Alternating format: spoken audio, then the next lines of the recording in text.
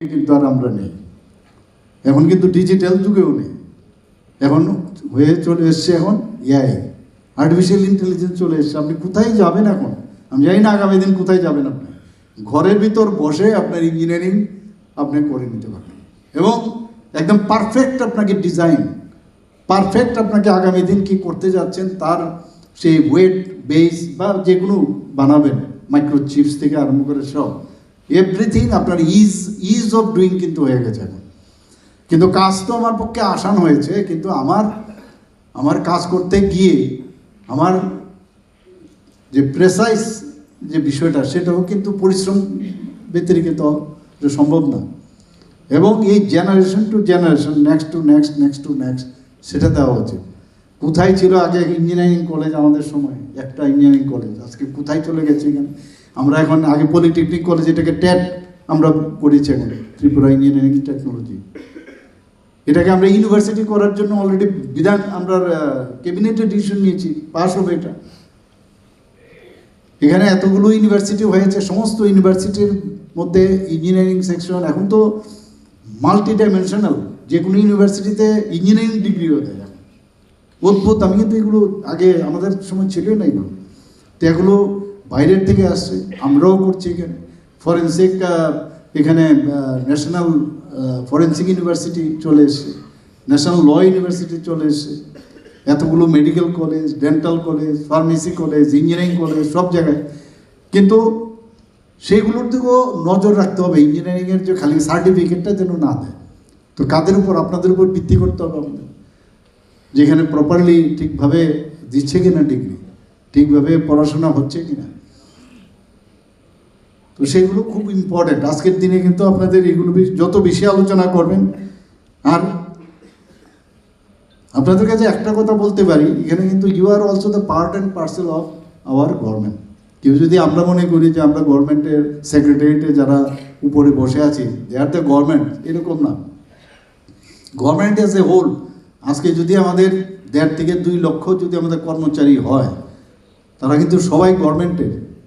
তারা কিন্তু অ্যাকাউন্টেবিলিটি তাদের থাকবে, যে যে জায়গায় থাকুক। আপনি ইঞ্জিনিয়ার হতে পারেন, বা আপনার ডাক্তার হতে পারেন, লয়ার হতে পারেন, কিন্তু যার যার দায়িত্ব যত বেশি ভালো করে করবেন। আমাদের কাছে দেখুন, অনেকে কি করছে বা কোন জায়গায় কে কী করছে সব খবর আসে, কিন্তু সব খবর আসে। কিন্তু আমি আবার বলছি যে এইগুলোর গতানুগতিক জীবনযাপন আমরা করবো না। রাজীববাবু বলেছেন এক ত্রিপুরা, শ্রেষ্ঠ ত্রিপুরা, নতুন ত্রিপুরা আমরা করব। আপনাদের, আমি মনে করি যে আপনাদের উপরে যত আমাদের মানে ডিপার্টমেন্ট আছে, সবচেয়ে বেশি আপনাদের উপর আমাদের ডিপেন্ড করতে হবে, আদারওয়াইজ নট পসিবল। আমাদের যখন এই যে মানুষগুলো বলে বাইরের থেকে, আরে কিতনা কামাল কর দিও, ত্রিপুরা পেলে জেসা নেই হ্যাঁ। এখানে আমাদের যে ত্রিপুরাতে যে আমাদের, কারণ বাইরে আমাদের এখানে তো আর মানে মিনারেলস এরকম কিছুই নেই। নতুন নতুন আমরা করছি, এখন এক্সকাভেশনের জন্য যাচ্ছি, ব্লাস্টিং করবে। কিন্তু সেই রকমভাবে আমাদের যা আছে তার উপর ভিত্তি করে, সেটা রাবারও হতে পারে। আপনি বাঁশের থেকে, ব্যাম্বোর থেকে টাইলস বানাবে, সেটাকে কোনোদিন আমরা ভেবেছি? আমরা তো ব্যাম্বো তো পুজোর সময় ব্যাম্বো কেটে আনো, লাগাও, একটা বানাও, এই তো ছিল। আর এই ব্যাম্বোর থেকে এখন আমরা ইথানল তৈরি করতে পারি। এই ব্যাম্বোর থেকে আমাদের টাইলস, আমাদের যে 4টা জায়গার থেকে জিনিস লাগানো হয়েছে। আমাদের নতুন যে আমাদের পার্লামেন্ট ভবন হয়েছে, ত্রিপুরার ব্যাম্বো টাইলস লাগানো হয়েছে।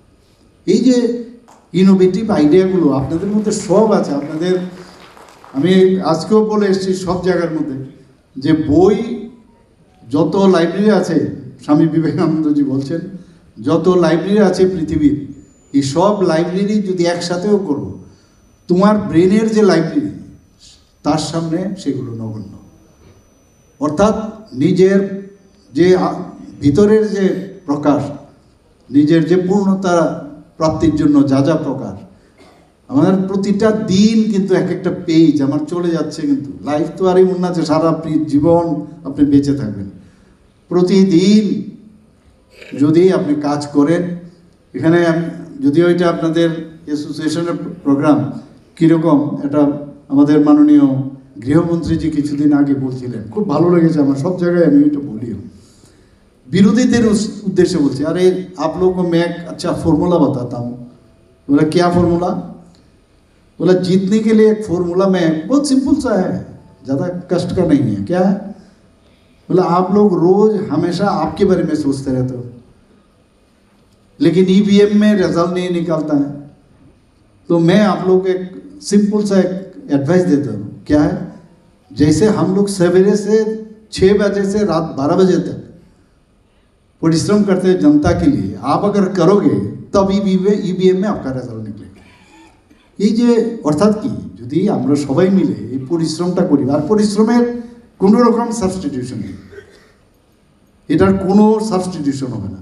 আর সব মানুষ কিন্তু জানে যে কে কাজ করছে, কে কাজ করছে না, কে ফাঁকি দিচ্ছে। আমার কাছে আমি অনেকজন সার্জন আছে, আপনারা শুনলে, প্রফেসর হতে হয়েছে, কিন্তু জীবনে কিন্তু সে একটা সার্জারিও করে।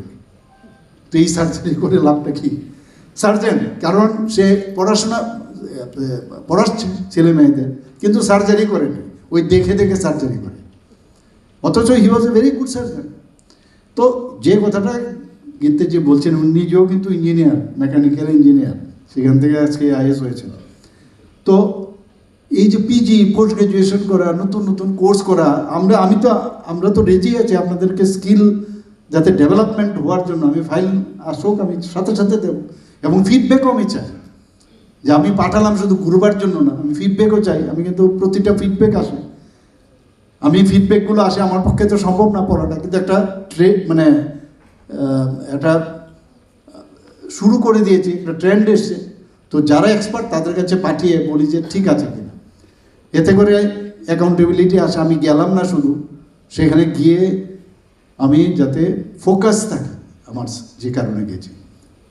শুধু ইঞ্জিনিয়ার না, অন্যান্য সব সাবজেক্টে, ইভেন আইএস অফিসারদের ট্রেনিং রোজ থাকে, এভরিডে। আমাদের ইভেন যারা এগ্রিকালচারে আছে, এগ্রিকালচারের আরও তাদের করতে হয়। তো আপনাদের যত স্কিল ডেভেলপমেন্ট হবে, পিজি, ঠিক আছে, অনেকের পিজি, আমি ঠিকই বলছেন, উনি নিজে যেহেতু ইঞ্জিনিয়ার, একবার বিটেক লেগে গেল, আগে তো বিই ছিল, বিটেক লাগলে বাস হয়ে গেল, চাকরি পেলাম, আর পড়তে হবে না, সারলো, আর কিছু দরকার নেই। কারণ এখানে মানুষ মারার কিন্তু সমস্যা নেই, ডাক্তারদের তো মানুষ মারার সমস্যা আছে, কিন্তু আপনারা কিন্তু এমন জিনিস বানাবেন যে জিনিসে মানুষ আরো বেশি করে মরবে, এরকম হতে পারে। কাজে এই জায়গার